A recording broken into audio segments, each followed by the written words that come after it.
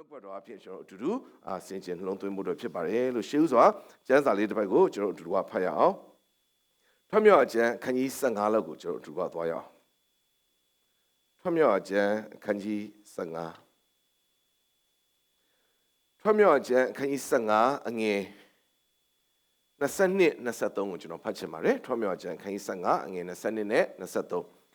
ထို့နောက်မောရှေသည်ဣသရေလလူတို့ကိုအေရုံပင်လယ်မှဆောင်သွား၍သူတို့သည်ရှုရတောသို့ရောက်ကြ၏ထိုတော၌3ရက်ခီးသွား၍ရေကိုမတွေ့ရကြ23မှာမာရအရက်သို့ရောက်သောအခါမာရရေသည်ခါသောကြောင့်မတောက်နိုင်ကြထိုကြောင့်ထိုရက်ကိုမာရဟုသမုတ်ကြသည်လူများတို့သည်မောရှေကိုမြည်တမ်းအပြစ်တင်၍မြည်တမ်းလျက်အဘယ်သို့တောက်မည်နည်းဟုဆိုကြ၏အဲ့တော့ဣသရေလမျိုးဟာမာရဆိုသောအရက်မှာခါသောရေခါတီးခြင်းနဲ့ရင်ဆိုင်ကြုံတွေ့ရတယ်ဆိုတော့ဒီနေ့ညနေမှာကျွန်တော်ရဲ့အသက်တာမှာကြုံတွေ့ရမယ့်ခါတီးခြင်းဆိုတဲ့အရာပေါ်မှာအတူတူဆင်ခြင်စေချင်ပါတယ်ဒီနေ့ဣသရေလအမျိုးတွေရဲ့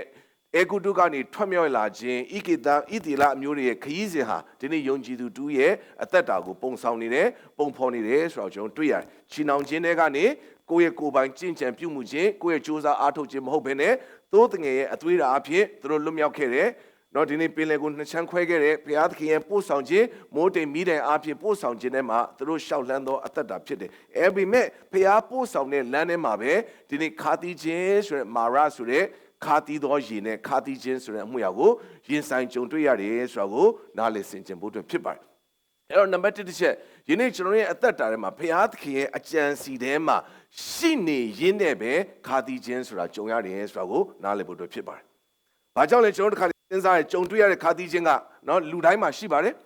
်မိသားစုရေးခါတီးခြင်းရှိမယ်ကျမ်းမာရေးနဲ့ပတ်သက်တဲ့ခါတီးခြင်းဖြစ်မယ်နော်ဘဝပြဿနာနဲ့ရင်ဆိုင်ရတဲ့ပြဿနာခါတီးခြင်းရှိမျိုးစုံသောခါတီးခြင်းတွေရှိဒါပေမဲ့ကျွန်တော်တို့ခါစဉ်းစားမယ်ကျွန်တော်ဘဝမှာဒီခါတီးခြင်းနဲ့တွေ့လာတဲ့ခါမှာငါဖျားသခင်အကြံစီထဲမှာမြန်မရှိလို့လားငါလွဲချော်နေလို့လားလို့မေးတတ်ပါတယ်မှန်ပါတယ်ဖျားသခင်ရဲ့အကြံစီနဲ့ဖျားသခင်လမ်းကြောင်းနဲ့ဝေးချော်သွားတဲ့အသက်တာမှာလည်းခါတီးခြင်းနဲ့ရင်ဆိုင်ရတဲ့အရာတွေရှိပါတယ်သို့တော်လည်းတခါတည်းမှာဒီအဖြစ်အပြင်ကျွန်တော်ကြည့်မယ်ဆိုရင်ယုံကြည်သူတွေအသက်တာမှာဘုရားသခင်ပြောတဲ့လမ်းထဲမှာပဲဘုရားသခင်ရဲ့ပို့ဆောင်ခြင်းထဲမှာပဲဘုရားသခင်ရဲ့ဥဆောင်ခြင်းထဲမှာပဲသွားနေရင်းနဲ့ခါတီးခြင်းဆိုတာရင်ဆိုင်ကြုံတွေ့ရတယ်။ဒါလေးကိုကျွန်တော်သိထားဖို့အတွက်အရေးကြီးတယ်။မဟုတ်ရင်ဘဝမှာခါတီးခြင်းနဲ့ရင်ဆိုင်တဲ့အခါမှာစောလိုမျိုးငါပဲလမ်းလွဲနေလို့လားငါပဲလမ်းမားနေလို့လားငါပဲတခြား direction ကိုရောက်နေလို့လားကျွန်တော်ရဲ့အသက်တာမှာတန်တရားဝင်လာတယ်ဒါအပြင်ပို့ဆိုတာကငါဖျားလမ်းကြောင်းထဲမှာသွားနေရင်းနဲ့ဖျားသခင်လမ်းပြခြင်းထဲမှာသွားနေတာပဲဖျားသခင်ပို့ဆောင်ခြင်းနောက်ကိုနာခံခြင်းနဲ့လိုက်နေတာပဲဘာကြောင့်ဒီလိုကြုံတွေ့ရတာလဲလို့ကျွန်တော်တို့အသက်တာမှာတခါတည်းဖျားသခင်ကိုမေးခွန်းထုတ်ထက်တယ်ဒါကြောင့်မို့နံပါတ်1တစ်ချက်သိရမယ့်အရာကဖျားလမ်းကြောင်းထဲမှာရှိနေရင်းနဲ့ပဲခါတီးခြင်းကိုတွေ့ရတယ်ဒုတိယတစ်ချက်ကိုကျွန်တော်ကြည့်အောင်ဒုတိယချက်ကဒီအဖွဲ့ကခါတီးခြင်းနဲ့မြင်ဆိုင်ခြင်းမှာစောစောကဘာတွေ့ရလဲဆိုရင်ကြီးမားသောနမိတ်လက္ခဏာကိုရင်ဆိုင်ခဲ့ရကြုံတွေ့ခဲ့ရှေးမှာပင်လယ်နောက်မှာအေဂုတုစစ်တပ်နဲ့ခက်ခဲကျက်တဲတဲ့အခြေအနေထဲမှာဘုရားသခင်ဟာအေရုံပင်လယ်ကိုနှစ်ချမ်းခွဲပေးလိုက်တယ်ခွဲပြီးတော့လူတွေဘယ်သူမှမလျှောက်ဖူးတဲ့လမ်းဘယ်သူမှမဖြတ်ဖူးတဲ့လမ်းကိုသူတို့အတွက်သီးသန့်ဖြတ်သန်းပြီးတော့ဣသေလအမျိုးအဖွဲ့တော်လွတ်မြောက်စေပြီးတော့အေဂုတုစစ်တပ်ကိုတော့ပင်လယ်ထဲမှာဘုရားကဒီနေ့နှိမ့်မြုပ်ပလိုက်တယ်ဒါဆိုလက်တလုံးမှာကြီးမားသောနမိတ်လက္ခဏာတနည်းအားဖြင့်နောက်တစ်ခုနဲ့ပြောရင်ကြီးမားသောအောင်မြင်မှု victory ရင်ဆိုင်ခဲ့ရသူဖြစ်တယ်။ဒါဆိုကျွန်တော်ကတစ်ခါတည်းကြာရင်ပုံတည်တွက်လိုက်တယ်။ငါအောင်မြင်ထားတဲ့လူတယောက်ရဲ့အသက်တာထဲမှာလက်တလုံးဘုရားသခင်ရဲ့ကြီးမားတဲ့ကောင်းကြီးမင်္ဂလာကိုခံစားရတဲ့အသက်တာမှာခါတီးခြင်းဆိုတာမတွေ့ရတော့ဘူးလို့ကျွန်တော်တစ်ခါတည်းပုံတည်သတ်မှတ်တယ်။ဒါပေမဲ့ဒီဖြစ်အားဖြင့်ကျွန်တော်နှလုံးသွင်းဆင်ခြင်တဲ့အခါမှာ yes man နဲ့ဘုရားသခင်နမိတ်လက္ခဏာဘုရားသခင်ပေးအောင်နဲ့အောင်မြင်ခြင်းကိုလက်လက်ဆက်ဆက်ရင်ဆိုင်ပြီးခါမှာခါတီးခြင်းကိုကြုံရလားကြုံရပါတယ်ကြုံရပါတယ်ဘုရားနမိတ်လက္ခဏာမြင်ရတယ်ဘုရားပေးအောင်နဲ့အောင်မြင်ခြင်းရန်သူကိုအောင်နဲ့အောင်မြင်ခြင်းကိုခံစားရတယ်ပြီးတဲ့ခါမှာခါတီးခြင်းကြုံရတယ်ဒီခါတည်းမှာကျွန်တော်ရဲ့အသက်တာမှာကြာရှုံးတဲ့အချိန်ခက်ခဲတဲ့အချိန်မှာတော့တတိဝိရိယနဲ့ရှိနေတော်ညာလေဘဝမှာအောင်မြင်တဲ့အချိန်ကြီးမားစွာလှုပ်ဆောင်ပြီးတဲ့အချိန်မှာကျွန်တော်ခါတီးခြင်းကိုမေ့လျော့နေတတ်တယ်မခါတော့ဘူးလို့ထင်တယ်ဆိုလိုချင်တာကြီးမားသောအောင်မြင်ခြင်းရဲ့ခြုံမြင်ခြင်းကိုကျွန်တော်တောက်သုံးစားသုံးပြီးတဲ့နောက်မှာဘဝမှာထပ်မခါတော့လို့ထင်တယ်အဲ့ဒီအချိန်မှာဝုန်းဆိုခါတီးခြင်းနဲ့ကျွန်တော်ရင်ဆိုင်ရတယ်လွယ်အသက်တာမှာစဉ်းစားရင်အသက်တာမှာအစဉ်ပြေတယ်ချောမွတ်တယ်လှုပ်တဲ့အရာတွေအစဉ်ပြေတယ်ကျမလူမွေးစီးပွားရေးအရာအားလုံးဟာ အောင်မြင်တယ်တနည်းအားဖြင့်ပြောမယ်ဆိုအံ့ဩဖွယ်ရဖခင်သခင်နမိတ်လက္ခဏာကိုမြင်တွေ့ပြီးခါမှခါသီးခြင်းနဲ့ရင်ဆိုင်ရတယ်ဒါကဣသေလမျိုးအတွက်ခီးစင်မှာကြည့်မယ်ဆိုရင်ခဏခဏရင်ဆိုင်ရဖြစ်တယ်ကြီးမားတဲ့ဂျေရီခေါမြို့ကြီးကိုအောင်မြင်တယ်ပြီးတဲ့ခါမှာဗာမုတ်တဲ့မြို့သေးသေးလေးဖြစ်တဲ့အာဣမြို့ကိုသူတို့ကြာရှုံးတယ်ဒါဆိုအောင်မြင်ပြီးခါမှခါသီးခြင်းနဲ့တွေ့ရတယ်အောင်မြင်ပြီးခါမှကြာရှုံးခြင်းနဲ့တွေ့ရတယ်ဆိုတော့ကျွန်တော်အသက်တာထဲမှာပြင်ဆင်နားလေရတာဖြစ်တယ်သုံးတစ်ချက်ကိုကျွန်တော်ကြည့်အောင်နော်အဲ့ဒီထွန်းမြောက်ခြင်းအခန်း15ကျွန်တော်အပေါ်လေးကိုနည်းနည်းဖတ်ချင်တယ်ထွန်းမြောက်ခြင်းအခန်း15အငယ်20လောက်ကိုကျွန်တော်ဖတ်ချင်တယ်စကောမှာတော့နော်အကြောင်းမူကားဖာရောမြင်းများယထာများမြင်းစည်းတဲများတို့သည်ပင်လယ်ထဲသို့ဝင်ထာဝရဘုရားသည်သူတို့ပေါ်မှာပင်လယ်ကိုလွှမ်းမိုးစေတော်မူ၏ဣသေလအမျိုးသားတို့ကပင်လယ်အလယ်မြေပေါ်မှာရှောက်သွားကြ၏အငယ်20မှာအာယုန်၏အမဖြစ်သောပရောဖက်မမိရန်သည်ပက်တာကိုကိုင်၍မိမအပေါင်းတို့သည်ပက်တာကိုတီးလျက်ကလျက်လိုက်သွားကြ၏မိရန်ကလည်းထာဝရဘုရားသည်ဘုံပွင့်လျက်အောင်ပွဲကိုခံတော်မူသည်ဖြစ်၍ကိုရောအားတချင်းဆိုကြလောမြင်းနှင့်မြင်းစည်းတရေကိုပင်လယ်ထဲသို့ချလိုက်တော်မူဟုသူတို့သည်တံပြိုင်ဆိုလေ၏ထိုနောက်မှမောရှေသည်ဣသေလလူတို့သည်အေဒုံပင်လယ်မှဆောင်သွား၍သူတို့သည်ရှုရတော်သို့ရောက်ကြ၏ထိုရက်၌သုံးရက်ခီးသွား၍ရေကိုမတွေ့ရကြမာရရေရောက်သောအခါမာရရေသည်ခါသောကြောင့်မတောက်တိုင်ကြဒါဆိုရင်တတိယတစ်ချက်အနေနဲ့ချီးမွမ်းနေတယ်ချီးမွမ်းနေတယ်ကြီးစွာသောချီးမွမ်းခြင်းတဲ့ပတ်တာဒီတီးပြီးတော့ကခုန်လျက်ဝမ်းမြောက်စွာဖြင့်ဘုရားသခင် praise လုပ်တယ်တခါတည်းမှာကျွန်တော်မားတဲ့အရာတစ်ခုရှိတယ်ဘုရားသခင်ကိုချီးမွမ်းနေရင်ဘယ်တော့မှခါသီးခြင်းနဲ့မတွေ့တော့ဘူးလို့ထင်သောအရာကမှားတယ်ဒါပေမဲ့ခါသီးခြင်းနဲ့မှချီးမွမ်းခြင်းသည်ထိုခါသီးခြင်းကလွတ်မြောက်ခြင်းဖြစ်တယ်ဟာလေလုယာချီးမွမ်းတယ်လို့ခါသီးခြင်းကမတွေ့ရမှာမဟုတ်ဘူးနော်ချီးမွမ်းခြင်းဟာခါသီးခြင်းကိုချုံမိန်စေတာဖြစ်တယ်ခါသီးခြင်းနဲ့ရင်ဆိုင်နေတဲ့အချိန်မှာချီးမွမ်းလိုက်ခြင်းကခါသီးခြင်းကိုလွတ်မြောက်ဖို့ရန်အတွက်ချုံမိန်ဖို့အတွက်ဖြစ်တယ်သို့တော်လည်းတချမ်းဆောင်ထားလို့မပြောငါအမြဲတမ်းချီးမွမ်းနေရပဲဒါဆိုခါသီးခြင်းမလာတော့မဟုတ်ပါဘူးဒီမှာချီးမွမ်းတာအတန်တော့မဆုံးသေးဘူး၃ရက်ကြာတဲ့ခါမှာခါသီးခြင်းနဲ့သူတို့ရင်ဆိုင်ရတယ်ချီးမွမ်းပါတယ်အဲ့တော့ချီးမွမ်းခြင်းဒီခါသီးခြင်းနဲ့မှချီးမွမ်းတာကောင်းပါတယ်ပေါလုနဲ့သီလဟာခါသီးခြင်းနဲ့တော့ထောင်ထဲမှာတော့ရိုက်နှက်ခံရတယ်ညှဉ်းပန်းခံရတယ်ချုံနှောက်ခံရတယ်အဲ့ဒီချိန်မှာချီးမွမ်းတယ်ဒါပေမဲ့လွတ်မြောက်ခြင်းလို့ချီးမွမ်းတာမဟုတ်ဘုရားသခင်ကဘသူပဲဖြစ်လဲဆိုတဲ့အရာပေါ်မှာချီးမွမ်းတယ်အဲ့ဒီချီးမွမ်းခြင်းကသူတို့ကိုချုံနှောင်ထားတဲ့အချုံနှောင်တွေကိုလွတ်မြောက်စေတာဖြစ်တယ်ဒါဆိုပေါလုနဲ့သီလဟာထောင်ထဲရောက်မှချီးမွမ်းတာမဟုတ်ပါဘူးလမ်းပေါ်မှာရှောင်းတဲ့အချိန်မှာလည်းချီးမွမ်းပါတယ်ဆူတောင်းတဲ့အချိန်မှာလည်းချီးမွမ်းပါတယ်ဘယ်နေရာမှာရောက်ချီးမွမ်းပါတယ်ချီးမွမ်းနေရင်းနဲ့ပဲအဲ့ဒီအခက်ခဲတွေကိုရောက်သွားတာဖြစ်တယ်ချီးမွမ်းနေရင်းနဲ့ပဲအဲ့ဒီခါသီးခြင်းနဲ့ရင်ဆိုင်ရတာဖြစ်တယ်ဒါပေမဲ့ခါသီးခြင်းကိုတွေ့ရတော့လဲဆက်ချီးမွမ်းတဲ့အခါမှာခါသီးခြင်းကလွတ်မြောက်တယ်ဒံယေလဟာရှင်သေတွင်တဲ့ကိုရောက်မှချီးမွမ်းတာဘုရားကိုအားကိုးတာမဟုတ်ပါဘူးအစဉ်ပြေတဲ့ချိန်မှာလည်းဘုရားကိုဆုတောင်းတယ်ဘုရားကိုချီးမွမ်းတယ်ဘာအမိတ်မထွက်ခင်မှာလဲတနေ့သုံးခါချီးမွမ်းဆုတောင်းတယ်ဒါပေမဲ့အမိတ်ကြော်ညာစာထွက်လာရတဲ့ဆုမတောင်းရဘူးဆိုရင်အမိတ်ထွက်တဲ့ချိန်မှာလဲဘုရားဒီကိုဆက်လက်ဆုတောင်းချီးမွမ်းတယ်ဒါဆိုဆုတောင်းရင်ချီးမွမ်းရင်နဲ့ပဲဘယ်ထဲကိုကြာသွားလဲမင်းချင်းသေးတွင်တဲ့ကိုကြာသွားတယ်ချင်းသေးတွင်တဲ့ကိုကြာသွားတဲ့ချိန်မှာဆုတောင်းခြင်းချီးမွမ်းခြင်းကရက်မသွားပါဘူးဘုရားသခင်ပေါ်မှာအာကိုစိတ်ထားခြင်းကမရက်သွားပါဘူးချင်းသေးတွင်နဲ့ကြာသွားတော့လေဆုတောင်းချီးမွမ်းခြင်းကဒံယေလကိုချင်းသေးတွင်နဲ့မှာဘေးမတိရန်မကလွတ်မြောက်စေတာဖြစ်တယ်ဟာလေလုယာရှာရမေရှက်ပင်ဒီကိုဟာဘုရားသခင်ကိုအနေနဲ့ချီးမွမ်းတယ်ဘုရားသခင်ကိုယုံကြည်ကိုးစားတယ်မိဘုံထဲရောက်မှချီးမွမ်းတာမဟုတ်ဒါပေမဲ့ချီးမွမ်းယုံကြည်ကိုးစားရင်းနဲ့ပဲမိဘုံထဲကိုကြာသွားတာဖြစ်တယ်ဒါပေမဲ့မိဘုံထဲမှာဘုရားဟာသူတို့နဲ့အတူလိုက်လျှောက်ပေးတယ်မိမဆွဲအောင်ညော်နဲ့ကင်းစင်အောင်ဘုရားရဲ့ကွယ်ကမဆကြုံခံစားတာဖြစ်တယ်ဒါဆိုကျွန်တော်ရဲ့ဘဝအသက်တာမှာချီးမွမ်းခြင်းဟာချီးမွမ်းနေလို့ခါသီးခြင်းနဲ့မကြုံရတာမဟုတ်ပါဘူးချီးမွမ်းနေရင်းနဲ့လည်းခါသီးခြင်းကြုံနိုင်ပါတယ်ဒါဆိုတစ်ချက်ဘုရားသခင်လမ်းကြောင်းထဲမှာရှောက်နေရင်းနဲ့ခါသီးခြင်းနဲ့ကြုံရတယ်ဘုရားရဲ့အံ့ဩဖွယ်နမိတ်လက္ခဏာတွေကိုမြင်တွေ့ခံစားရင်းနဲ့ပဲခါသီးခြင်းဆိုတာကြုံရတယ်ဘုရားကိုချီးမွမ်းကိုးကွယ်ဆုတောင်းနေရင်းနဲ့ပဲခါသီးခြင်းနဲ့ကြုံရတယ်သင်ကျမ်းစာဖတ်နေရင်းနဲ့ပဲထုံနေ့မှာခါသီးခြင်းနဲ့ကြုံရပါတယ်ဆုတောင်းနေတဲ့နေ့မှာပဲခါသီးခြင်းနဲ့ကြုံရတယ် Bible study သွားရင်းနဲ့ပဲခါသီးခြင်းနဲ့ကြုံရတယ်တရားဒေသနာဟောနေရင်လည်းခါသီးခြင်းနဲ့ကြုံရတယ်အဲ့တော့ခါသီးခြင်းနဲ့ကြုံတွေ့ရတဲ့အရာကချီးမွမ်းခြင်းနဲ့မှကြုံတွေ့ရတယ်ချီးမွမ်းပြီးတာမှတွေ့ရတယ်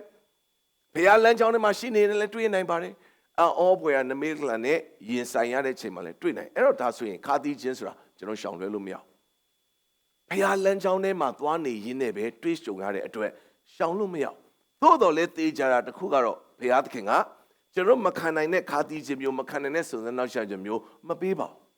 အခုဖတ်သွားတဲ့အရာပေါ်မှာကြည့်ရင်ဘုရားသခင်ကထွတ်မြောက်လန်းလွတ်မြောက်လန်းကိုပြင်ဆင်ထားတယ်ခါတီးနေတဲ့မာရရီကိုဘုရားသခင်ကချုံမိန်စေတယ်ဆိုတာကိုနားလေရတယ်ဒါဆိုကျွန်တော်အခုနည်းနည်းဆက်ပြီးတော့ဘဝမှာဘလို့ခါတီးခြင်းမျိုးနဲ့ရင်ဆိုင်နိုင်ရလဲအော်ခါရတော့ခါမှာဘောကျွန်တော်လွယ်ပြောနေတယ်သို့တော်ညနေမှာနိုင်ငံနှုတ်ပတ်တော်ပြင်အချက်လေးကြည့်အောင်ပထမတစ်ချက်ဘလို့ခါတီးခြင်းနဲ့ရင်ဆိုင်နိုင်ရလဲ64ခုမြောက်သောစာလံအငယ်လေးကိုကျွန်တော်ဖတ်ရအောင်စာလံ64အငယ်လေးစာလံ64အငယ်လေးကျွန်တော်3ကနေစဖတ်ခြင်းနဲ့ထိုသူတို့သည်မိမိရှာကိုဓာကဲ့သို့သွေးတတ်ကြ၏စုံလင်သောသူကိုမထင်မရှားပြစ်မိအကြံနှင့်ကျွန်တော်ကလိုက်ဆိုပေးပါခါသောစကားတည်းဟုသောမိမိတို့မြားကိုရွယ်တတ်ကြ၏ဘာစကားလဲခါသောစကားစုံလင်သောသူကိုမထင်မရှားပြစ်မိအကြံနှင့်ဟုတ်ပြီနော်ဘာစကားနဲ့ရွယ်ထားလဲခါသောစကားဒါဆိုဘဝအသက်တာထဲမှာကျွန်တော်တို့ဒီဘလို့ခါတီးခြင်းမျိုးနဲ့ရင်ဆိုင်ရလဲဆိုရင်ခါသောစကားနဲ့ရင်ဆိုင်ရနိုင်တယ်လူတယောက်ရဲ့စကားတစ်စုံတယောက်ရဲ့စကားဒီကျွန်တော်တို့ကိုပြင်းစွာခါတီးနိုင်တယ်သိကြတယ်ဟုတ်ပြီနော်အဲ့တော့ခါတီးနိုင်တဲ့စကားလုံးတွေကျွန်တော်ဘဝမှာကြားရလိမ့်မယ်ဖခင်လမ်းကြောင်းထဲမှာသွားနေရင်းနဲ့တော့၎င်းဖခင်ရဲ့နမိတ်လက္ခဏာကိုမြင်တွေ့ရရင်တော့၎င်းဖခင်သခင်အကြံစီထဲမှာရှင်းတော့၎င်းဘဝနည်းရဲ့ဖြတ်သန်းခြင်းထဲမှာသွားရင်းနဲ့ခါတီးစရာစကားလုံးတွေနဲ့ဒီမှာကျမ်းစကားနဲ့ပြောရင်ခါသောစကားတည်းတော့မိမိတို့မြားကိုတဲ့ရည်ရွယ်ထားတာဆူရှာသွားအောင်နာသွားအောင်ထိသွားအောင်ခါတီးခြင်းတွေနဲ့ရင်ဆိုင်ရတယ်ဟာနာရဲ့အသက်တာထဲမှာခါတီးနေပါတယ်တာမယာတွေခါတဲ့သွားပြီးဗိမာန်မှာဆူတောင်းတဲ့ခါမှာအေလိကဘာပြောလဲနင်ဗိမာန်တော်မှာဘာလို့လာမူးနေတာလဲခါပါတယ်တကယ်တော့အဲ့စကလုံးကဒီမှာဘဝမှာအခက်အခဲဖြစ်နေလို့ဆူတောင်းနာကျင်နေပါတယ်ဆိုနေမှသူ့ကိုမဟုတ်တရားလာပြီးဆွဆွဲတယ်အဲ့ဒီစကလုံးဟာဟာနာကိုတကယ်တော့ခါသီးစေတယ်ယောဘသူ့ဘာသူဘဝမှာပြဿနာတွေနဲ့တလောက်ခံစားနေရတယ်တလောက်ခါသီးနေတဲ့အချိန်မှာဘေးနားမှာရောက်လာတဲ့မိတ်ဆွေတွေကအားပေးသလိုနဲ့တကယ်တော့သူတို့စကားတွေအားလုံးဟာယောဘကိုပို့ပြီးတော့ဖိချခါသီးစေတယ်နော်ဒါဝိဒ်ဘသူတိုက်မှလဲဘသူမှတိုက်မဲ့လူမရှိဘူးဒီကောလိယကြီးအဲ့တော့ငါတိုက်မယ် तू သွားတာဒီတိုက်ပွဲတွေကိုစပြီးတော့သွားကြည့်ကြတဲ့ကသူ့အကိုတွေပြောတဲ့စကားခါသီးစေတယ်ကောလိယပြောတဲ့စကားခါသီးစေတယ်ပတ်ဝန်းကျင်ကပြောတဲ့စကားတွေခါသီးစေတယ်စကားလုံးတွေရှိပါတယ်ရုသငကိုတွေကဘဝကခါပါတယ်ဆိုမှလိုက်မယ်မလိုက်နဲ့ခြံခဲ့ရတဲ့ခါသီးခြင်းတွေရင်ဆိုင်ကြုံတွေ့ရတယ်ဘဝမှာတင်းရပြည့်နစ်နာပြောဆိုခံရတဲ့အရာတွေနော်ဒီနေ့နာကြီးဖြစ်သွားအောင်ထိုးခံရတဲ့စကားလုံးတွေမြားကဲ့သို့ဒီမှာကျမ်းစာဆိုမြားကဲ့သို့ရင်ဆိုင်ရတဲ့အရာတွေဘဝမှာတွေ့ရတယ်ဒါပေမဲ့ဘဝမှာဒီအရာတွေကရှောင်လွှဲလို့ရလာမင်းချစ်တော်ညီကိုမမတို့ကျွန်တော်ရှောင်လွှဲလို့မရပါဘူးတခါတည်းမှာဘုရားသခင်ကရည်ရွယ်ချက်ရှိတဲ့ကျွန်တော်ကိုပေးတွေ့ရလဲရှိလို့တခါတည်းမှာမာနရဲ့နောက်ဆက်ခြင်းနဲ့ထိုးနှက်ခြင်းနဲ့ကြားရတဲ့အရာလဲရှိတယ်ကျွန်တော်စိတ်နာကျင်သွားအောင်ခါသီးသွားအောင်လုံနေတဲ့စကားလုံးတွေရှိဒါပေမဲ့ထိုအရာများနဲ့ကြုံတွေ့လာခဲ့ရင်ရှောင်လွှဲလို့မရတဲ့အတွက်ကျွန်တော်ကြုံတွေ့ရမယ်ကြုံတွေ့လာခဲ့ရင်ထိုခါသီးခြင်းကိုချုံမင်စေတာဘုရားသခင်ပဲဖြစ်တယ်ဟာလေလုယာဘုရားကပဲချုံမင်ပေးနိုင်တယ်ဘုရားကပဲချုံမင်စေတယ်ဖခင်ကပဲထိုခါတီးခြင်းကိုပြန်လဲချုံမင်ဖို့ရန်အတွက်လွတ်မြောက်စေတယ်ပြောတဲ့လူရဲ့ပါဇက်ကကျွန်တော်ကိုနောက်ဒီနေ့နောက်တစ်မျိုးပြန်ပြောင်းလဲမချိုတော့တခါတည်းကြိုက်ခါကြီးကြုံမှုမှာပါသူဘာပြန်စကလုံးပြောင်းသွားလဲမချိုတော့စောစောကတလုံးထဲမှာရင်ခါပြီးသွားပြီးထပ်ပြောလဲမချိုတော့ဘာပြောမချိုတော့ဟုတ်ပြီနော်အဲ့လိုဘာပြောနောက်ထပ်အချိုပြောတော့အခါလိုပဲထင်တဲ့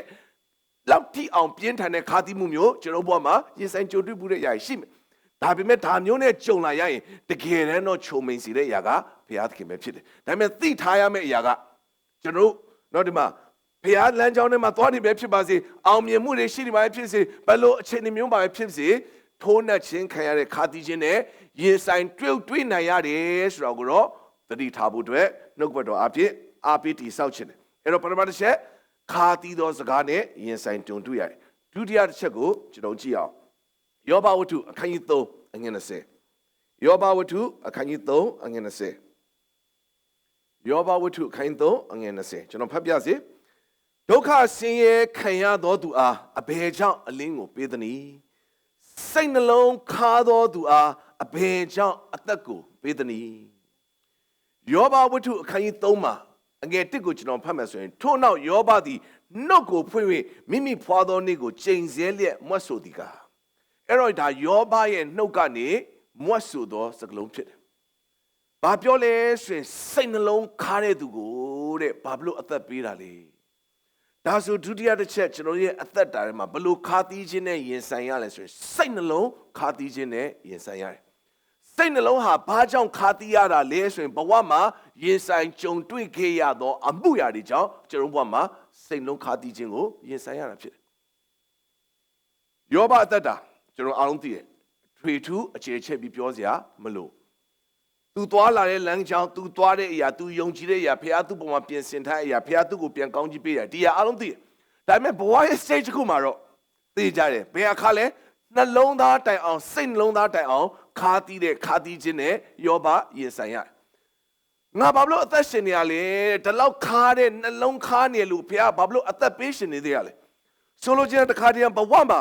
နော်အသက်ဆက်ရှင်စိတ်မရှိအောင်နှလုံးသားဟာခါသီးသွားတယ်။ဒီလောက်ခါနေနှလုံးသားဖခင်ဘာလို့အသက်ပေးရှင်နေရလဲ။ဘာလို့မသေးတာလဲ။ဘာလို့နှလုံးသားမှာဒါဖြစ်နေရလဲ။ဘာလို့ဘဝမှာလှုပ်နေတာ။ချစ်တော်ညီကောင်မမတို့သင်ခါတာပဲ။ဒါပေမဲ့ဖခင်ကယောဘအတွက်အကြံစီမပြီးသေးဘူး။ဖွာသောနေ့ရက်ကိုချိန်ဆပြီးခါသီးသောနေ့ရက်နဲ့ယောဘကြုံဆုံနေရတော့လေထိုနေ့ရက်သည်ယောဘရဲ့ဏိဂုံးနေ့ရက်မဟုတ်ပါဘူး။ယောဘရဲ့ဏိဂုံးသည်ရှေးပြည့်ဟန်တဲ့သားကြီးကောင်းပါတယ်ဟာလေလုယာ။ဒီနေ့သင်ရဲ့နှလုံးသားကျွန်တော်ရဲ့နှလုံးသားထဲမှာနော်ဒီနေ့အသက်ရှင်စိတ်မရှိတော့လောက်အောင်ခါသီးခြင်းနဲ့ရင်ဆိုင်ကြုံတွေ့ရတဲ့နေ့ရက်တွေရှိကောင်းရှိပါလိမ့်မယ်။သို့တော်လည်းသိရမယ့်အရာကထိုနေ့ရက်သည်အဆုံးမဟုတ်ပါဘူး။ဘုရားသခင်သည်မျှော်လင့်မျှော်မှန်းထားတာတဲ့မခါခင်အချိန်တွေတနည်းအားဖြင့်ချိုတယ်လို့ထင်တဲ့အချိန်တွေထက်တောင်ပို့ပြီးတော့ကျွန်တော်ရဲ့အသက်တာမှာပြုပြင်ပြောင်းလဲတိဆောက်ပေးနေတာဖြစ်တယ်။ဒါပေမဲ့သိကြတယ်။ဒါပေမဲ့ဘဝမှာတော့ခါသီးစရာစကားတွေနဲ့ကျွန်တော်ရင်ဆိုင်ရလို့ခါသီးစရာနှလုံးသားအခြေအနေနဲ့ရင်ဆိုင်ကြုံတွေ့ရတယ်။ဒီခါသီးခြင်းတွေကိုရှောင်လွှဲလို့မရအောင်သို့တော်လည်းချုံမင်းစေနိုင်တာကဘုရားသခင်ပဲဖြစ်တယ်ဆိုတာကိုကျွန်တော်သက်တာမှာနားလည်ဆင်ခြင်ဖို့အတွက်ဖြစ်ပါတယ်။အဲ့တော့တတိယတစ်ချက်ကိုကျွန်တော်ကြည့်အောင်။တမန်တော်ဝတ္ထုအခန်းကြီး၈အငယ်23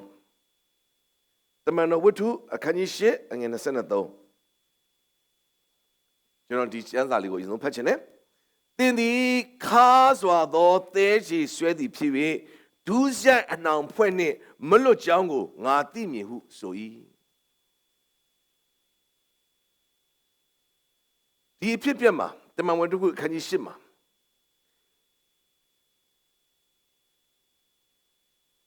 ရှီမုန်ဆိုတဲ့သူကကျွန်တော်ဒီဘဝကျမ်းစာလေးကိုဖတ်ချင်တယ်အငယ်18မှာတမန်တော်တို့လက်ကိုတင်သောအားဖြင့်တန်ရှင်းသောဝိညာဉ်တော်တက်ရောက်သည်ကိုရှီမုန်သည်မြင်လေငွေကိုယူဆောင်ခဲ့၍ကျွန်ုပ်ကိုလက်တင်ခြင်းကိုခံရသောသူသည်တန်ရှင်းသောဝိညာဉ်တော်ကိုခံစေမိကြောင်းကျွန်ုပ်အားအခွင့်ပေးပါဟုတောင်းတော်ပေတရုကဘုရားသခင်ကျေးဇူးတော်ကိုငွေနှင့်ဝယ်ယူမည်ဟုအကြံရှိသောကြောင့်သင်နှင့်တကွသင်၏ငွေသည်ပျက်စီးခြင်းသို့ရောက်ပါစေရှီမုန်ဆိုတဲ့လူကတမန်တော်တွေဟာတန်ရှင်းသောဝိညာဉ်တော်တကောတော်အဖြစ်နမိတ်လက္ခဏာတွေပြုနေတယ်လူနာတွေကိုအနာငြိမ်းပေးစေတယ်အံ့ဖွယ်ရာအမှုကိုမြင်တွေ့တဲ့အခါမှာသူဟာအဲ့ဒီစုကျေးဇူးအဲ့ဒီတန်ရှင်းမှုပြောင်းလိုချင်တယ်လိုချင်တဲ့အတွက်ဘာလာပြောလဲဆိုရင်ရောက်မှာတဲ့ဝိညာဉ်တော်ပေးစမ်းပါအဲ့ဝိညာဉ်တော်ဘယ်လောက်ပေးမယ်ဝေတောင်းတလောက်ပေးမယ်အဲ့ဒီရှီမုန်ကိုပေတရုကဘာပြောလဲဆိုရင်စောစောက23မှာကျွန်တော်ဖတ်သွားတဲ့စကားရှီမုန်နဲ့သင်သည်ခါစွာသောသဲချေဆွဲသည်ဖြစ်၍ဒုစရိုက်အနှောင်ဖွဲ့နဲ့မလွတ်ကြောင်းကိုငါသိမြင်တယ်ဒါဆိုဝိညာဉ်တော်နဲ့တကောအရှိန်ကိုငွေနဲ့တန်ဖိုးဖြတ်တဲ့ခါစွာသောသူတွေနဲ့လည်းကျွန်တော်ဘဝမှာရင်ဆိုင်ကြုံတွေ့ရမယ့်အချိန်ကာလဖြစ်တယ်ဒါကနဦးအသင်းတော်ဖြစ်တယ်တမန်တော်တွေခေတ်ဖြစ်တယ်အဲ့ဒီချိန်တွေကငွေနဲ့ပေးပြီးတော့ငွေကြေးအဖြစ်ဝိညာဉ်တော်ကိုတန်ဖိုးဖြတ်တယ်တနည်းအားဖြင့်ဘုရားသခင်ရဲ့အမှုဘုရားသခင်ရဲ့လုပ်ငန်းဘုရားသခင်ရဲ့အကြံစီဘုရားသခင်ရဲ့စီမံကိန်းကိုလောကငွေကြေးနဲ့တန်ဖိုးဖြတ်တဲ့ခါသီးတဲ့လူတွေနဲ့တမန်တော်တွေရင်ဆိုင်ကြုံတွေ့ရတယ်လို့မျိုးပဲယနေ့နောက်ဆုံးသောကာလအချိန်မှာလည်းယနေ့အသက်ရှင်တဲ့ယုံကြည်သူအသင်းတော်ရဲ့အသက်တာထဲမှာထိုကဲ့သို့သောခါသီးတဲ့လူတွေနဲ့ရင်ဆိုင်ရမှာဖြစ်တယ်ရှောင်လွဲလို့မရအောင်ရှောင်လွဲလို့မရအောင်ခါသီးစရာစကားနဲ့ရင်ဆိုင်ရတာရှိပါတယ်တကယ်ပဲခါသီးရတဲ့အတွေ့အကြုံတွေကိုယ်တိုင်ခံစားပြီးသဲချေခါတဲ့ရောဘလိုမျိုးအခြေအနေရင်ဆိုင်ရပါတယ် ဒါအပြင်ကိုကတော့မခါတော့လဲအဲ့ဒီအခါကြီးနဲ့ရင်ဆိုင်ရတယ်ရင်ဆိုင်ရယနေ့ကာလဒီအင်မတန်မှသတိထားမယ်အချိန်ကာလဖြစ်တယ်ချိုသောစကားတွေနဲ့ကျွန်တော်တို့မှာရှိနေတော့လဲအဆုံးမှာခါရရရှိနောက်တစ်ချက်ကျကျွန်တော်တွေ့လိမ့်အင်မတန်မှနားထောင်လို့ကောင်းတဲ့ချိုတာတဲ့တရားဟောချက်တွေရှိတော်ညာလဲအဆုံးသက်မှာခါသီးခြင်းရှိဒါအပြင်ဝိညာဉ်တော်နဲ့လှုပ်ဆောင်နေတဲ့အရာအားလုံးဟာငွေချင်းနဲ့တမိုးဖြတ်လို့ပဲတနည်းအားဖြင့်လုပ်ငန်းတစ်ခုလိုမျိုး business တစ်ခုလိုမျိုးစီးပွားရေးလုပ်ငန်းတစ်ခုလိုမျိုးဘုရားသခင်အမှုတော်နဲ့နော်ဒီနေ့ဘုရားသခင်နမိတ်လက္ခဏာဘုရားသခင်တကိုးတော်ပေါ်မှာနော်ဒီနေ့လှုပ်ဆောင်နေတဲ့အရာတွေဒီအရာပေါ်မှာအသုံးပြုပြီးတော့မာနရဲ့နတ်ဆိုးရဲ့လှုပ်ဆောင်တဲ့အရာတွေအများကြီးတွေ့ဆောင်တဲ့အရာဖြစ်တယ်အဲ့ဒါခါသီးတာပဲခါသီးတာပဲတနည်းအားဖြင့်မိမိဝမ်းဝါဖို့အတွက်လှုပ်ဆောင်တဲ့အမှုရာအသီးသီးဟာခါသီးတဲ့အရာပဲခါသီးတဲ့အရာမာနအတွက်တော့နတ်ဆိုးအတွက်တော့ခြုံပင်ကောင်းခြုံပင်ပေမဲ့ဒီနေ့ပေတရုအတွက်တော့ဒီမှာအင်မတန်မှခါတယ်ဒီကိစ္စဒါအင်မတန်မှခါတဲ့ကိစ္စပဲနေ့သဲကြီးခါလိုက်တာရှိပုံလေဝိညာဉ်တော်အဲ့လိုဝယ်လို့ရမလားဝိညာဉ်တော်အဲ့လိုတန်ဖိုးဖျက်လို့ရမလားလောက်တာပဲတွေ့တယ်ဖြစ်တာပဲတွေ့တယ်လွယ်လွယ်ကူကူနဲ့တနည်းအားဖြင့်ဈေးပေါ်ပေါ်နဲ့ရောင်းနေတဲ့ကုံချမ်းတစ်ခုလို့ဈေးပေါ်ပေါ်နဲ့ရောင်းနေတဲ့ကုံခွေးတစ်ခုလို့ယနေ့ဘုရားသခင်နမိတ်လက္ခဏာဟာဈေးကွက်ထဲမှာတင်ရောင်းလို့ကောင်းတဲ့ပစ္စည်းတစ်ခုလို့ဖြစ်ပြနေရကျွန်တော်အများကြီးတွေ့ရတယ်တကယ်တော့အဲ့ဒီအရာအလုံးဟာခါသီးခြင်းပဲယနေ့အသင်းတော်ဟာဒီခါသီးခြင်းနဲ့ယနေ့မှာရှောင်လွှဲလို့မရဘူးရင်ကိုရင်ဆိုင်ရတယ်ရင်ဆိုင်ယုံကြည်သူရဲ့အသက်တာမှာထိုခါသီးခြင်းမျိုးနဲ့ကျွန်တော်ရင်ဆိုင်ထင်တာချိုတယ်လို့ထင်တာတကယ်တော့အဲ့ဒါအခါကြီးထင်တာတော့အရန်ချိုတယ်အရန်လှပတယ်အရန်ထူးဆန်းအောင်အပွဲလို့ကျွန်တော်ထင်ပေမဲ့တချို့အရာတွေကခါသီးတယ်ဒီလိုပြောလို့ဘုရားသခင်ကနမိတ်လက္ခဏာမပြုဘူးလို့ကျွန်တော်မဆိုလို့ပါဘုရားသခင်ဒီနမိတ်လက္ခဏာပြုပါတယ်ဘုရားသခင်ဒီအရာခတ်သိမ်းကိုတတ်နိုင်ပါတယ်သို့တော်လည်းဘုရားသခင်ဒီမျက်လက်ဆရာမဟုတ်လို့ဘုရားသခင်ဒီနမိတ်လက္ခဏာကိုအကြောင်းမဲ့တသက်ဘယ်တော့မှမပြုလို့ပါဘုရားသခင်ပြုလုပ်တဲ့နမိတ်လက္ခဏာဒိုင်းရဲ့နောက်ွယ်ထဲမှာကြီးမားသောရည်ရွယ်ချက်အကြံစီရှိတယ်။ဒါအပြင်ဘုရားသခင်ပြုတဲ့နမိတ်လက္ခဏာအားလုံးဟာတနည်းအားဖြင့်သခင်ခရစ်တော်ရဲ့ကယ်တင်ခြင်းနဲ့ဘုရားရဲ့ခရစ်တော်ရဲ့လှုပ်ဆောင်ချက်ကိုမြင်တွေ့ဖို့ရန်အတွက်ပဲမိမောင်းထိုးပြထားတယ်။ဒီအပေါ်မှာစင်ကြင်နားလေတတ်ဖို့အတွက်အရေးကြီးတယ်။မဟုတ်ရင်ယနေ့ကာလမှာကျွန်တော်ဒီနော်ခါသီးခြင်းဆိုတဲ့ရှိမုန်ကဲ့သို့သောတိကျခါသီးခြင်းမျိုးနဲ့ကျွန်တော်ရင်ဆိုင်တွေ့ရမှာဖြစ်ပါတယ်ဒီတစ်ချက်ကိုကျွန်တော်ကြည့်အောင်တုတ်တန်ကျမ်းအခန်းကြီး9တုတ်တန်ကျမ်းအခန်းကြီး9အငယ်3ကိုကျွန်တော်ဖတ်ချင်တယ်တုတ်တန်ကျမ်းအခန်းကြီး9အငယ်3အဆုံး၌ကသူသည်ဟင်းကားရွက်ကဲ့သို့ခါ၍တန်လျက်နှင့်အမျှထက်လေ၏ကျွန်တော်ကလည်းဆိုပေးပါအဆုံး၌ကသူသည်ဟင်းကားရွက်ကဲ့သို့ခါ၍တန်လျက်နှင့်အမျှထက်၏နော်နှစ်ကိုကျွန်တော်ဖတ်ချင်တယ်အကြောင်းမူကားအမျိုးပြတ်သောမိမ၏နှကန်းသည်ပြားဖို့ကဲ့သို့ယိုတိုက်၍သူပြောသောစကားသည်စီထက်ချောတော်လေတဲ့အဆုံးမှာခါသောဟင်းသည်ဟင်းရွက်ကဲ့သို့ဘာဖြစ်လဲခါတယ်ဟုတ်ပြီနော်ဒါဆိုရင်အစမှာတော့တဲ့စကားချိုလားချိုတယ်ဘလောက်တောင်ချိုလဲဆိုရင်ပြားဖို့ကဲ့သို့ချိုတယ်စကားပြောတာချောလားစီထက်ပြီးပြောလို့ပဲတဲ့ချောသလားမင်းနဲ့ဒါပေမဲ့အဆုံးမှာတော့ဘာဖြစ်လဲခါတီးတယ်ခါတယ်ဟုတ်ပြီနော်အဲ့တော့ဒီအဖြစ်ပြက်ကနော်ဒီကနေ့နော်တုတ်တန်ဆရာကငါသားတတိထားပါဒီအမျိုးပြတ်သောမိမကိုရှောင်ရှားပါတတိထားပါလို့ပြောရုံမကပဲယနေ့ကျွန်တော်ယုံကြည်သူအရောက်ဆဲအသက်တာထဲမှာအစမှာချိုပြီးအဆုံးမှာခါတတ်တဲ့စကားမျိုးတွေလူမျိုးကိုတတိထားဖို့အတွက်ဖြစ်တယ်ဒါဆိုအစမှာချိုပြီးအဆုံးမှာခါတဲ့ခါတီးခြင်းမျိုးရောဘဝမှာရင်ဆိုင်ရာကြုံတွေ့ရလားမေး yes ရင်ဆိုင်ကြုံတွေ့နိုင်တယ်အစတော့ချိုတယ်အစတည်းကခါရင်တော်သေးတယ်သောသောမာရအရက်ကိုရောက်သွားတဲ့ခါမှာစမြည်လိုက်ခရဲကသူကချိုတယ်လေ I'm sorry စမြည်လိုက်တဲ့ကခါတယ်လေခါတယ်အားမလေးခါလိုက်တာတန်းသိတယ်မြည်တဲ့ကခါမှန်းသိရင်တော့သိတယ်ဒါပေမဲ့စပြီးမြည်လိုက်တဲ့အချိန်မှာခါလားမခါဘူးတဲ့ပြားရည်ကဲ့သို့တောင်ခြုံနေသေးတယ်ဒီနေ့အပြင် totally စန့်ကျင်ဘက်ဖြစ်တယ်ခါသိချင်းစန့်ကျင်ဘက်ဒါပေမဲ့အစချိုတာအရင်မကြည့်ဘူးအဆုံးမှာဘာဖြစ်နေလဲခါနေတယ်ဒါဆိုဘဝအသက်တာမှာအစချိုပြီးအဆုံးခါတဲ့အရာတွေကျွန်တော်အသက်တာမှာရင်ဆိုင်ကြုံတွေ့ရနိုင်ပါတယ်စကလုံးတွေဖြစ်နေတယ်လူတွေဖြစ်နေတယ်ဘဝမှာရင်ဆိုင်ရတဲ့အရာတွေဖြစ်နေတယ်စုံစမ်းနောက်ဆက်ခြင်းတွေဖြစ်မယ်သွေးဆောင်ခြင်းတွေဖြစ်မယ်အစမှာတော့အင်မတန်ချိုတယ်အစမှာတော့ချုံမိန်ပါတယ်အစမှာတော့အရသာရှိပါတယ်အစမှာတော့အင်မတန်မှကြည်နူးတာယာပွဲကောင်းပါတယ် သို့တော်လည်းအဆုံးကဘာဖြစ်လဲခါသီးခြင်းရှိတယ်ခါသီးခြင်းရှိတယ်အဲ့တော့တတိထားမယ်ဟာနားထောင်လို့ကောင်းလိုက်တာတရားဟောချက်အစတော့ချိုးတယ်အဲ့လိုပြောလို့တရားဟောချက်အဆုံးမှာခါသွားလို့မပြောပါဘူးဒါပေမဲ့အဆုံးသက်မှာဘာနဲ့ဆုံးလဲအဆုံးသက်ဆိုတာဒီမြေကြီးမှာဆုံးတာမဟုတ်ထာဝရမှာသွားဆုံးတာဘတော်မှအစအဆုံးမရှိတဲ့ထာဝရမှာသွားပြီးတော့ကျွန်တော်ကအဆုံးသက်တယ်လို့ပြောရတာတကယ်တော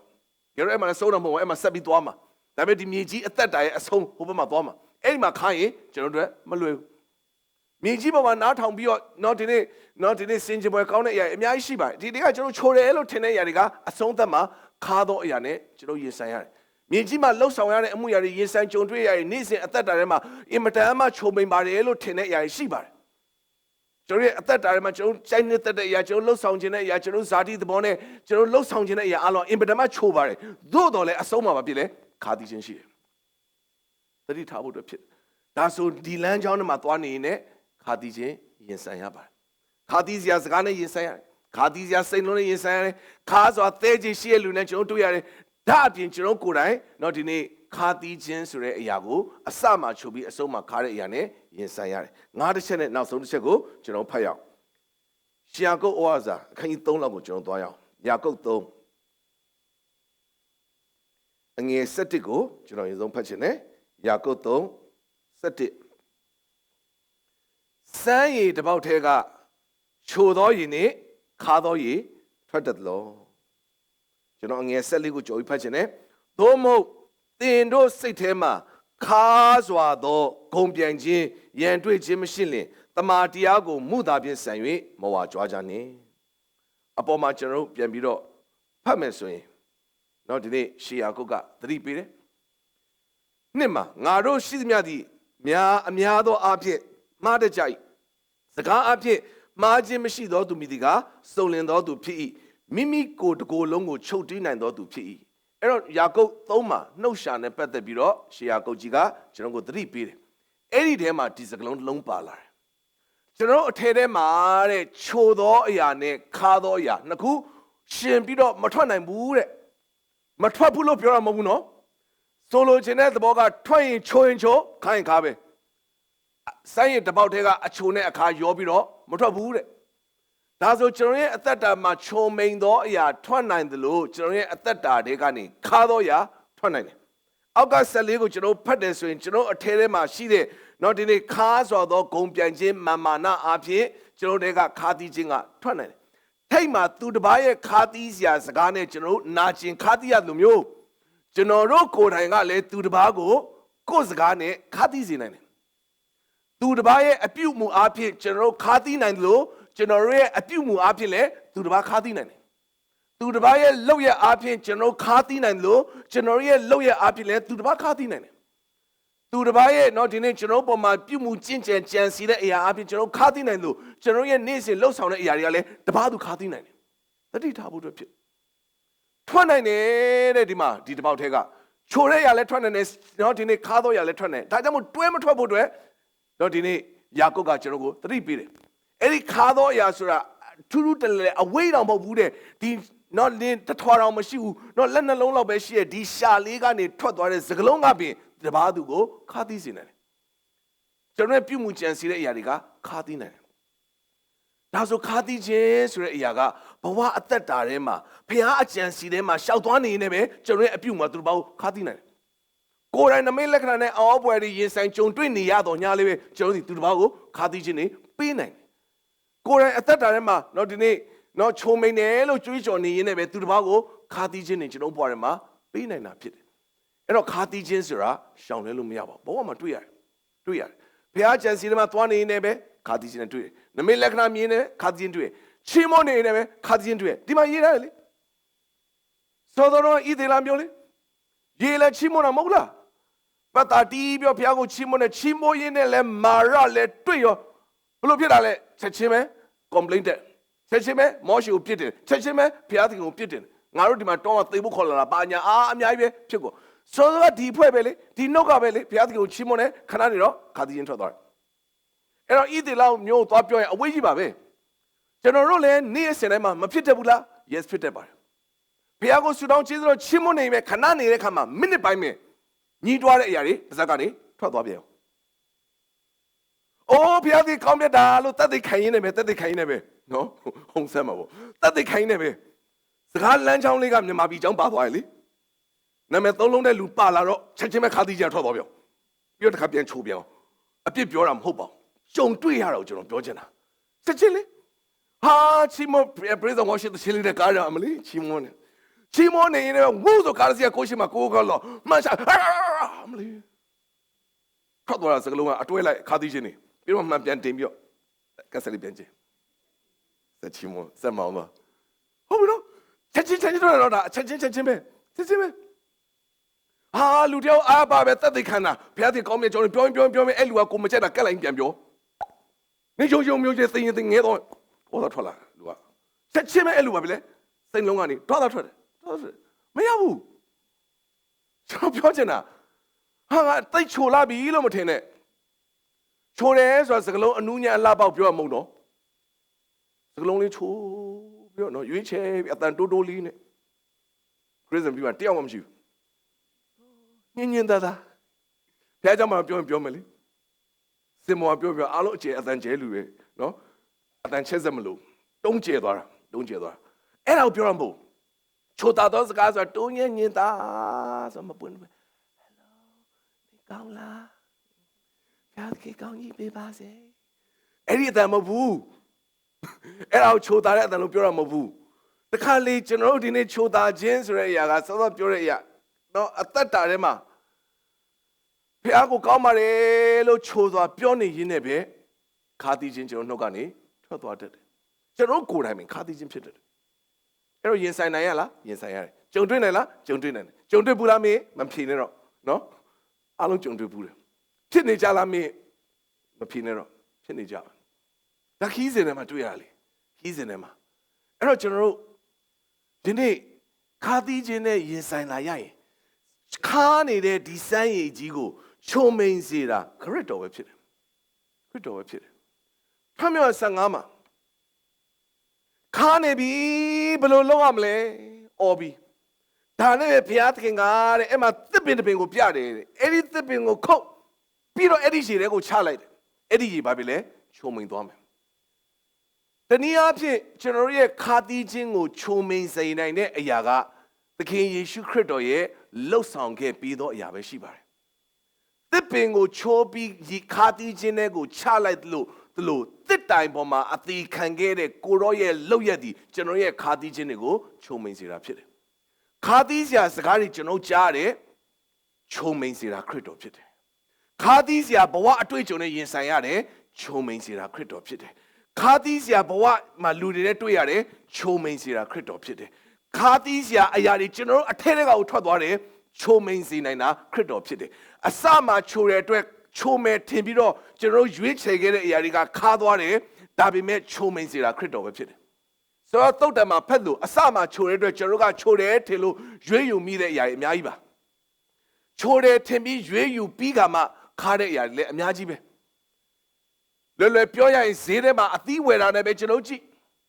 အယောင်ကြီးအနံ့ကြီးတော့ချိုမယ်ထင်ပြီးဝယ်လာတာအိမ်ရောက်တော့အိုးတူးခါနေတာပဲအများစုပဲမှာကြုံတယ်ဒူးရင်းသီးမှကြုံတာရှာပလေးဒီမှာကရွှေထက်တောင်ရှားသေးတယ်ပလတ်စတစ်အထက်နဲ့လာတာဟာရှယ်ပဲချူကြီးအမွှေးနေပဲသူများရဲ့နှာခေါင်းပိတ်တာကြိုက်တဲ့လူတွေတော့အဲ့ဒါအနံ့ရှယ်ပဲရှာလေးအဲ့ဒါကြီးကဝယ်စားမယ်ဆိုရင်တော့ဟိုနော်နှစ်သုံးနှစ်လောက်စားလို့ရတဲ့နော်ဒီနေ့ဟိုဈေးနှုန်းမျိုးနဲ့အဲ့အသီးဝယ်လာတာခွဲဆွဲမယ်အိမ်မှာဘယ်သူမှတော့မကြွေးဘူးတယောက်ပဲကိုက်မယ်ကိုက်ခါမှာအမလေးခါတူးနေတာပဲကြုံတွေ့ရတဲ့ခါသီးခြင်းတွေရှိစိတ်ထဲမှာထင်တာချိုးတယ်ထင်တာဒါပေမဲ့အဆုံးမှာပြီလဲခါတယ်ဘဝမှာအသီးရွေးတာတော်သေးတယ်လွတ်ပြလိုက်လို့ရသေးတယ်ဘဝမှာတချို့သောရွေးချယ်မှုတွေကတသက်စာဖြစ်တယ်အစမှာချိုးမယ်ထင်လို့ကျွန်တော်ရွေးချယ်ပြီးကမှအဆုံးမှာအင်မတန်မှခါတဲ့လူရင်းသီးလို့သွားလဲလို့မရဘူးနော် receipt လည်းမရှိတော့ဘူး return လည်းလုပ်လို့မရဘူး exchange လည်းလုပ်လို့မရဘူးနေစားပဲအဲ့ဒါခါသီးပဲလူရင်းသီးမှမဟုတ်တာဒါကြီးကဘဝမှာဒါရွေးချယ်မှုကြောင့်ဖြစ်လာတဲ့ခါသီးရှိတယ်ဒါပေမဲ့ထိုခါသီးခြင်းကိုချုံမိန်စေတာခရစ်တော်ဖြစ်တယ်ဟာလေလုယာလူကတော့မားတတ်တယ်ရွေးချယ်မှုမားတတ်တယ်ချိုးရဲထင်လို့ငါထင်တာပဲချိုးရဲလို့ထင်တာပဲနော်နေခါတော့မတတ်နိုင်ဘူးလေမတတ်နိုင်တာအသီးဆိုတော်သေးရဲ့ဒါပေမဲ့ဘဝရဲ့တချို့ရွေးချယ်ဆုံးဖြတ်ချက်တွေကတသလုံးခါမှာလားမ Makababu, Chedonico Maro, Makaba, Chomin Sinendo, you are the king of city. Marasure Kati Doji, would Chomin Dwaraga, Ediniaga, the Binabin Pitlu, General Boarega, Marake, do Kati Yagu, Chomin Yaga, the time Boga, the king of Chipar, hallelujah. သူရဲ့လှုပ်ဆောင်ချက်ဟာကျွန်တော်ရဲ့အပြစ်လွတ်ရုံမကပဲကျွန်တော်ရဲ့ခါသီးခြင်းတွေကိုချုံမိန်စေဖို့ရန်အတွက်ကိုရောလှုပ်ဆောင်ခဲ့ပြီးဖြစ်တယ်။ဒါဆိုဘဝအသက်တာထဲမှာခါသီးခြင်းဆိုတာရှေ့တော်ညီကိုမမတို့တင်လွှဲရှောင်လို့မရပါဘူး။မလာနဲ့ဖယ်တယ်။နော်ယေရှုနာမနဲ့မခါပါဘူးလို့ပြောနေရင်းနဲ့လေကျွန်တော်ကြုံရမှာ။ရှောင်လို့မရအောင်ကြုံပါပဲ။ခါသီးစရာလူတွေနဲ့တွေ့မယ်။ခါသီးစရာအတွေ့အကြုံနဲ့တွေ့မယ်။ခါသီးစရာရွေးချယ်မှုနဲ့တွေ့မယ်။ခါသီးတဲ့စရာနော်အမှုရာတွေကကိုယ်တည်းကပင်ထွက်ကောင်းထွက်မယ်။သို့တော်လည်းဘယ်လောက်ပဲခါထိုးကားသီးသောအရာကိုချိုမိန်စေသောအရာကသခင်ခရစ်တော်ဖြစ်ပါတယ်။ဒါကြောင့်ဒီအရာပေါ်မှာနှလုံးသွင်းဆင်ခြင်ဖို့အတွက်နှုတ်ကတော်အပြင်အာပိတိဆောက်ခြင်းနဲ့ခုကြောင့် Washington ကျွန်တော်ဖိတ်ခေါ်ခြင်းနဲ့ခဏလောက်အားလုံးတူတူမတည့်ရအောင်ခဏလောက်နှုတ်ကတော်မှာကျွန်တော်ပြန်လည်၍နှလုံးသွင်းဆင်ခြင်အောင်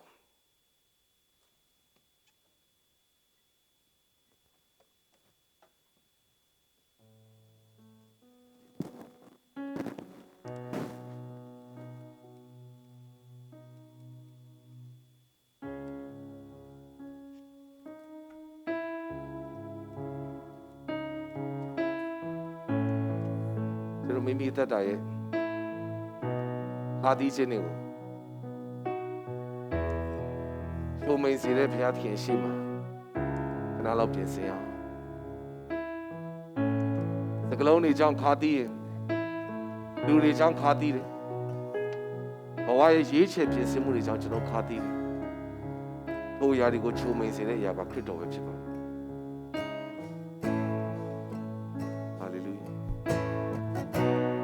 ဘုရားသခင်ကျေးဇူးတင်ပါတယ်။ဒီနေ့ဘဝမှာခါသီးသောအရာအလုံးကိုချုံမိန်စေနိုင်တော်သူဟာကိုရောပဲဖြစ်ပါတယ်။ကိုရောချန်စီကိုရောလမ်းပြခြင်းကိုရောရည်ရွယ်ချက်ထဲမှာသွားလာရှောက်လန်းရင်းနဲ့ပဲခါသီးခြင်းဟာရင်ဆိုင်ကြုံတွေ့ရပါတယ်။ခါသီးစရာစကားတွေခါသီးတဲ့လူတွေခါသီးစရာအခြေအနေတွေဘဝမှာရင်ဆိုင်ရလို့ကျွန်တော်တို့ကိုယ်တိုင်တိုက်ပင်ခါသီးတတ်ပါတယ်။ကျွန်တော်တို့အထဲကပင်ခါသီးခြင်းတွေစီးထွက်တတ်ပါတယ်ဘလို့ပဲခါ